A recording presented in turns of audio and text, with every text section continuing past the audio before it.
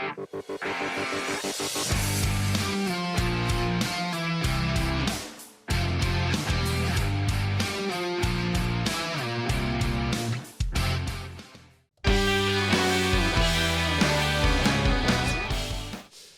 everybody. Welcome to the La Pointer podcast broadcast in Lilli's McDonald's hangar thing studio. What are we?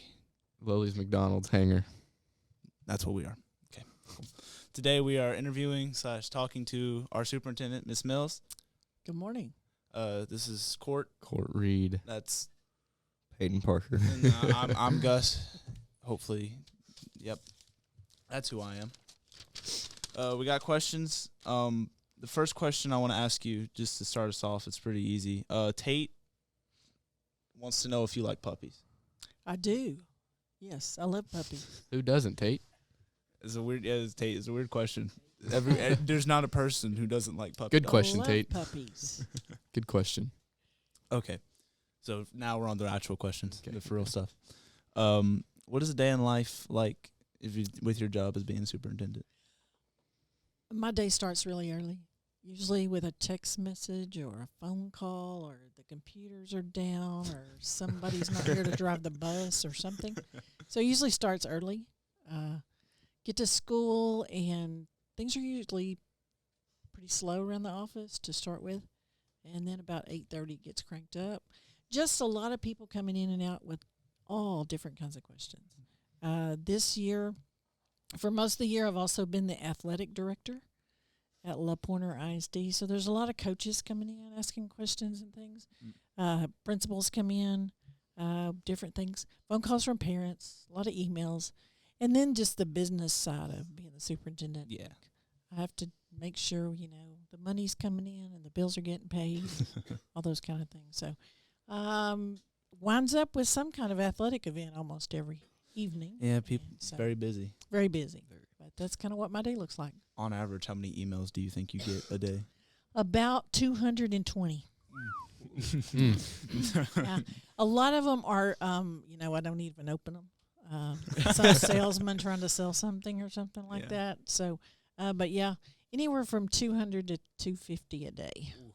Yeah, it's a lot. Too many for me to handle. Two. What made you want to be in education? Well, I didn't start out in education. My first degree when I graduated from college was in accounting, and I went to work at a bank. Worked there 7 years.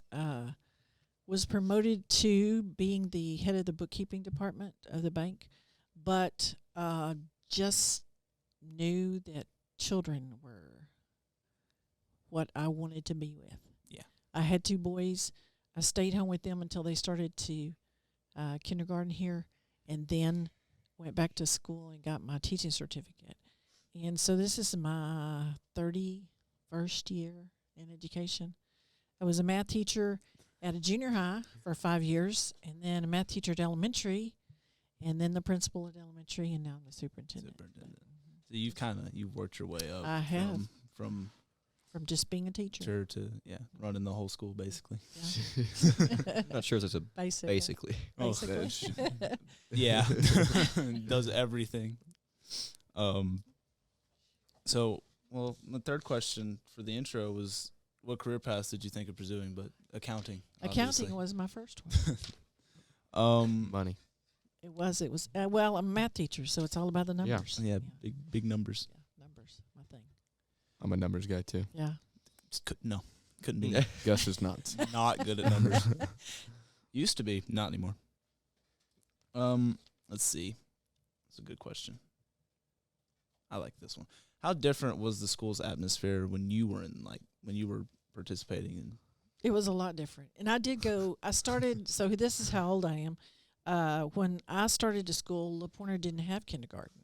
Kindergarten hadn't been invented here yet. And so I started in the first grade and went first grade through 12th grade here. Oh. It was different in that there were like 30 students in my class, and we pretty much had the same class together all day long. They weren't split into like 2 sections or anything, and so there would be 30 of us sitting in an English class and 30 of us sitting in a math class. It's a lot for a teacher. It was a lot. We were a lot, yeah. My class was a But as far as, there was a big tradition and pride thing going on then.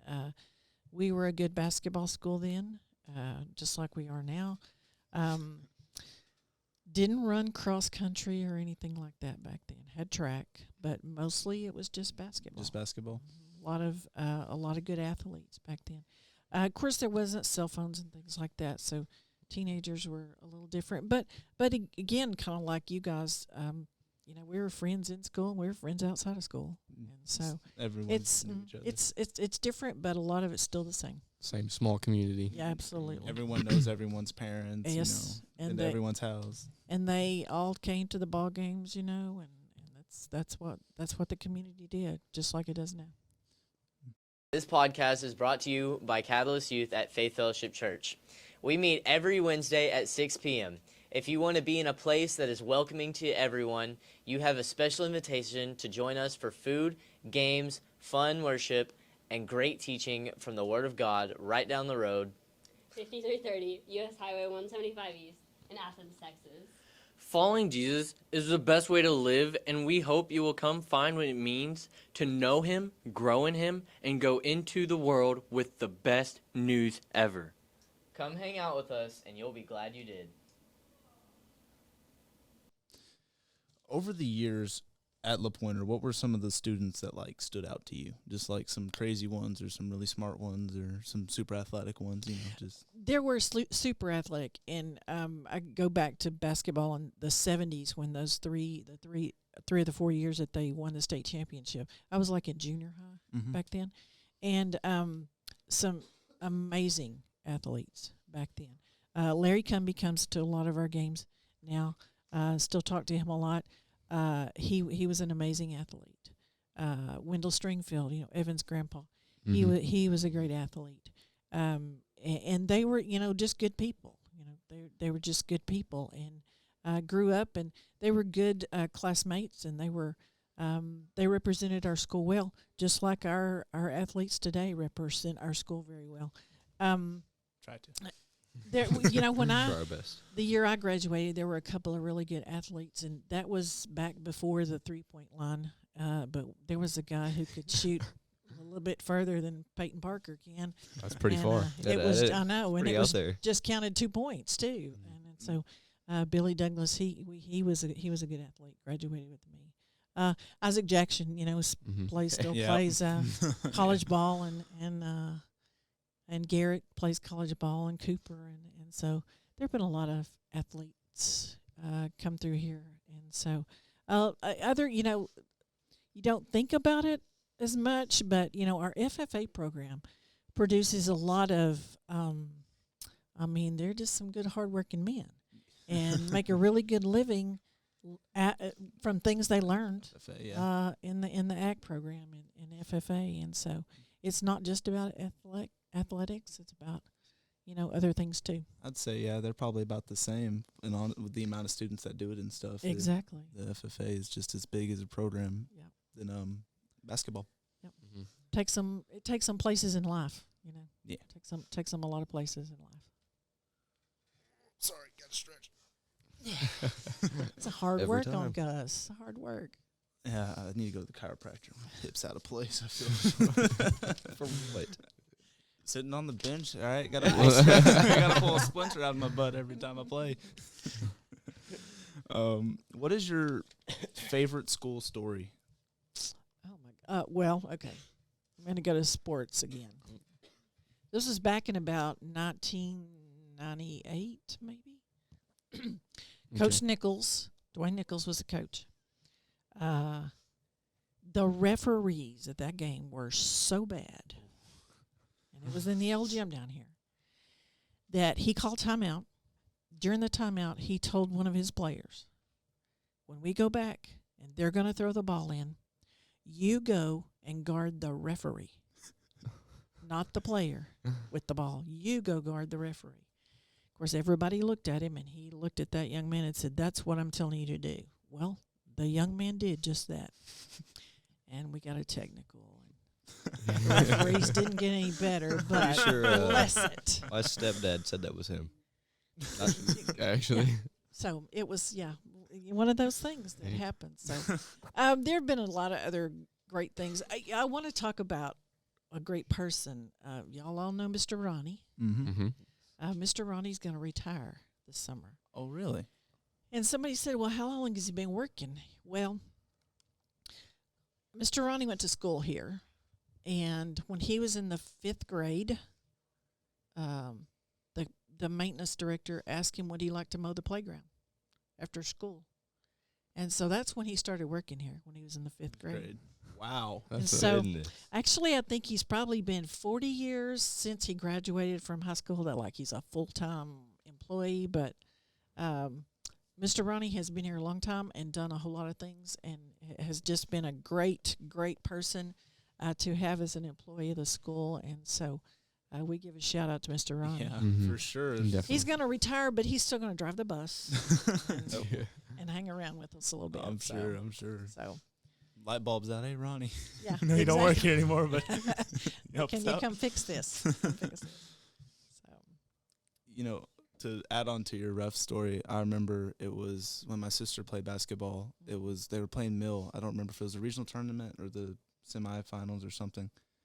And I remember going to that game, and my sister literally broke her nose because the girl elbowed her in the face. Ref didn't call it. No. My sister was about to, attack her. yeah.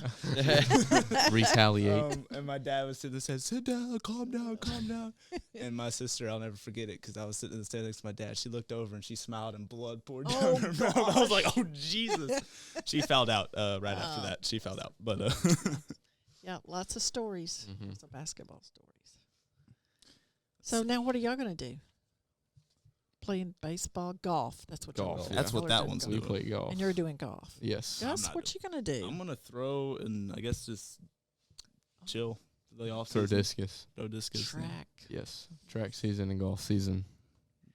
It is time. I'm going Time to to go move on. visit Austin and golf. Oh, there you go. It's his plan to make it a state in golf. Yeah, even though you thought for the longest time that you couldn't advance if your team advanced or something like. We Oh, had no. a whole argument about it. Individuals. That was a may big advance. argument, That yes. would be your goal to advance as an individual. Mhm. Okay. Unless No, Unless the team makes Unless the team makes The it. team can make it. I'll just say Come I'm on, not the Cort. best golfer. Lock in court. I'm out there. There know. you go. Hit the ball. Yeah. fair enough. Wow. That's all you can really do sometimes. Just Yeah. be out there. Be there. Any big plans for the future of LP? Well, yes. So I don't know if y'all are aware, but we are going to move the softball field. Did y'all know that? No. No, Where where to? to? Well, this morning, as a matter of fact, the gentleman who owns the land all around the school district Mhm. is donating Oh. 3.68 acres to the school, and it's the property that's right behind the ag building. Yeah, like So it will be right adjacent to the baseball field. And so we are going to move the softball field back there, and we are going to build a CTE building where the softball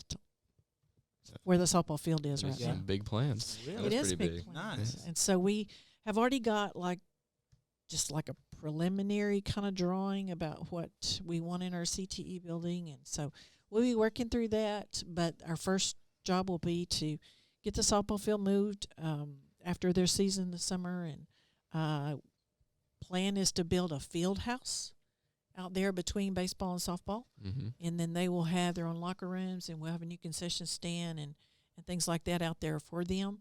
And then a new CTE building right where the softball field is. It'll connect to, like, by sidewalk there, like by the band hall. Yeah.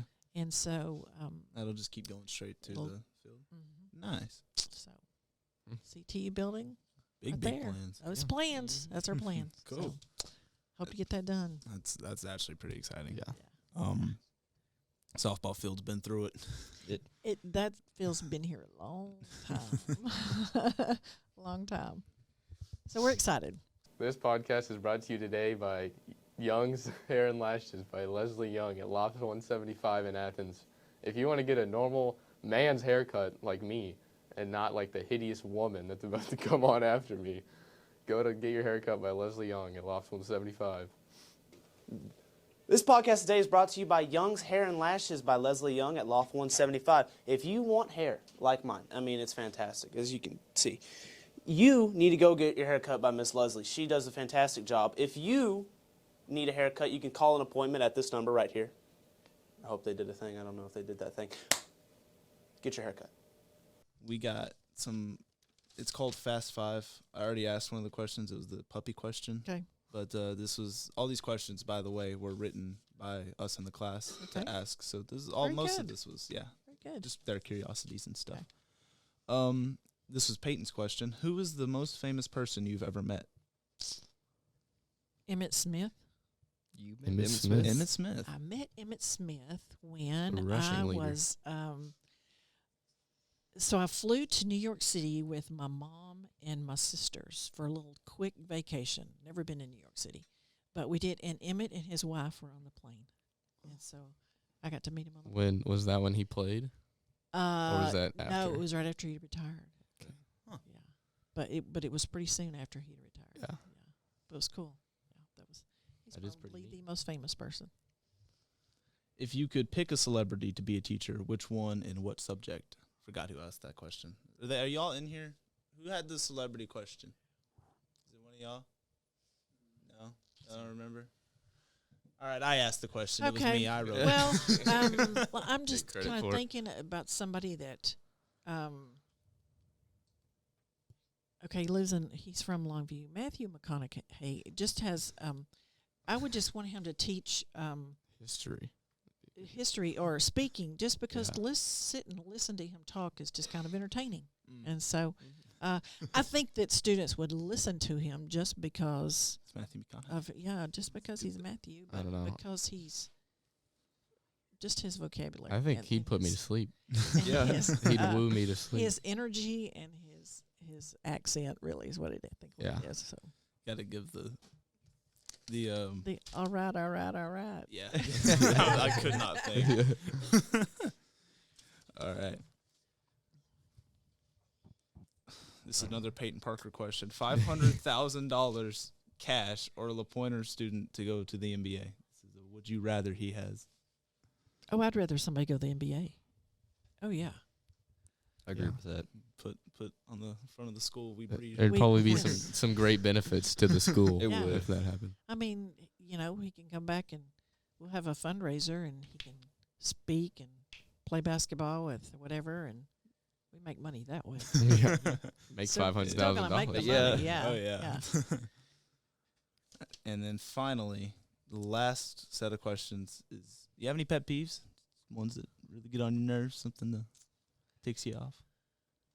Not anything. Not any. And I wouldn't say it's a pet peeve. What really, and you will see this come out in me, is the other night when some coach made some nasty comment about one of our players, and the moms are going postal right quick, and I understand that because I'm a mom too. But I'm ticked off at the coach. I mean, you're a grown up. Yeah. I mean, you are a grown up, and how dare you say something about a child like that? And so, those are. I cannot stand for any of my students, children in general, to be mistreated. And when a grown man says something nasty about a child, I'll go left on you there. So that's really what ticks me off. Yeah. Don't mistreat my children. Definitely understandable. Oh yeah, for Very. sure. We didn't even find out about that till after. My mom was like, "Hey, did you hear this?" I'm like, "Oh, jeez." I had to pass the book off to somebody else and go over here and interference and Handle the situation. yes, but Calm that down. he was not a very large guy, like a twig. So not Miss to Mills worry. took care of it. One-armed, I She did, met him I after. did, I did. one-armed Daniel could have handled him. No arm Daniel could handle him. So got that taken care of. All right. Well, thank you All for right. Well, thank y'all for asking coming me to talk to over. us. Yeah. Yes, It's ma'am. great. It's been Y'all are doing a having great you. job. I mean, like this is amazing. This Oh, is yeah. amazing. Thank So, you. yeah. All right. time. Thank y'all very much. No All problem. right. That was Miss Mills, everybody.